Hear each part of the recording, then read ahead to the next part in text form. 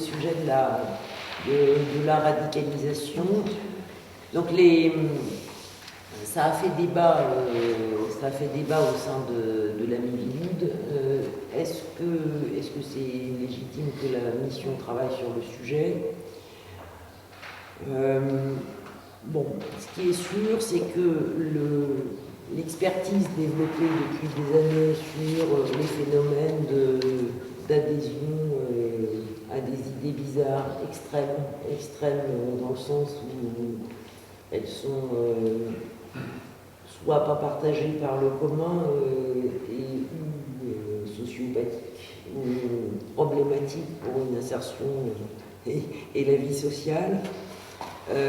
Donc ce travail-là, il était...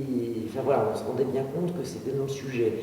La Miviludes avait reçu des signalements, et donc le président Bisco disait, voilà, on va dire que c'est une dérive sectaire, mais pas comme les autres. Bon, ça c'est ce qu'on dit pour les journalistes. Bon. Moi, je dois vous avouer que je suis passée par la phase, c'est pas du tout une dérive sectaire, ça n'a rien à voir. Et puis je reviens en disant, ouais, mais quand même.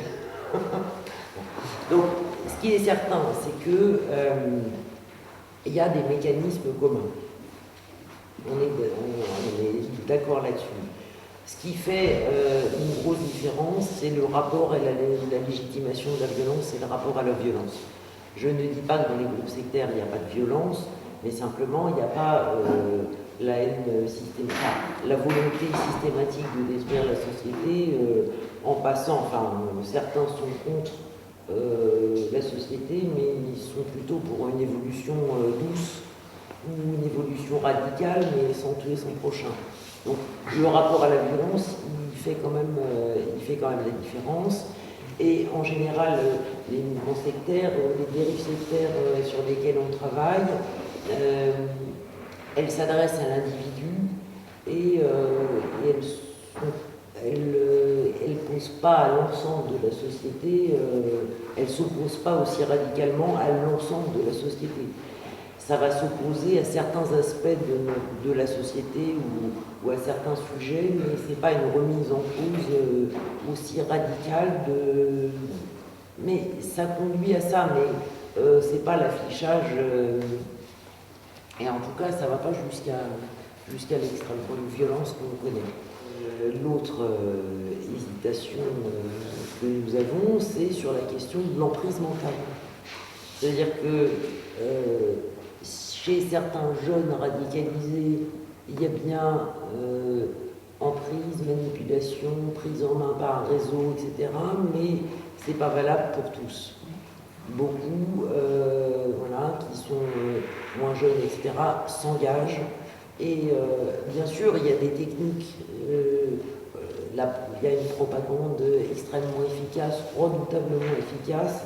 Il y a le fait d'intégrer un groupe, un réseau, etc. Donc c'est les phénomènes de groupe qu'on connaît, d'isolement, etc., qu'on connaît dans les mouvements sectaires, mais de dire que toutes ces personnes sont victimes, et ça pose aussi la question qui est derrière, quel groupe, etc. Parce qu'en fait, bon, aujourd'hui on dit Daesh, État islamique, mais il y a bien d'autres mouvements, parce que c'est le dernier épisode d'une évolution du djihadisme sur 30 ans.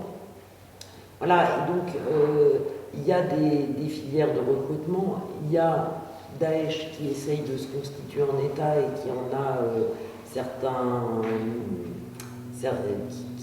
qui remplit certaines fonctions de l'État, à une stratégie de recrutement, à une stratégie. Est-ce qu'on peut dire pour autant qu'il y a systématiquement une filière bon. Donc c'est quand même deux grosses différences.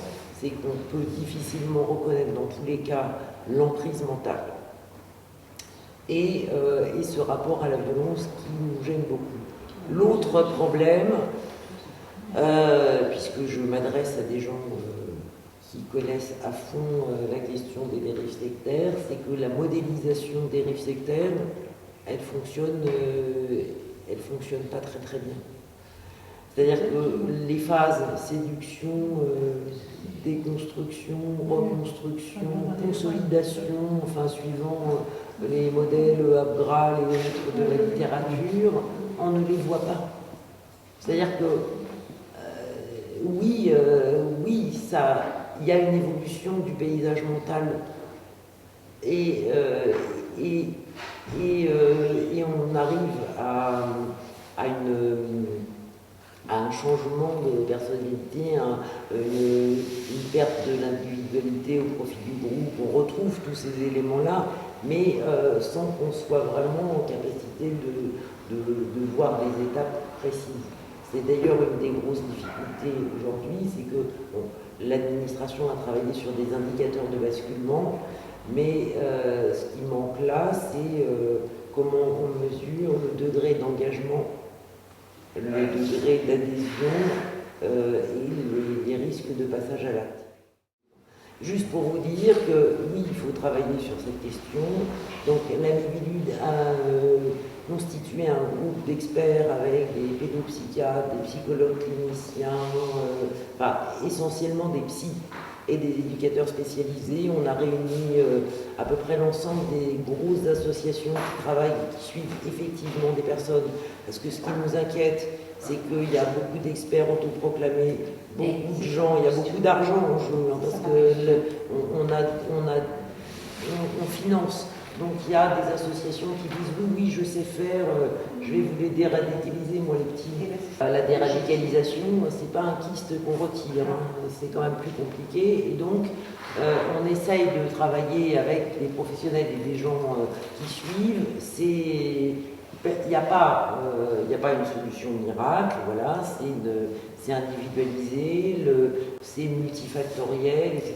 Donc on essaye de dégager quelques orientations et de donner un peu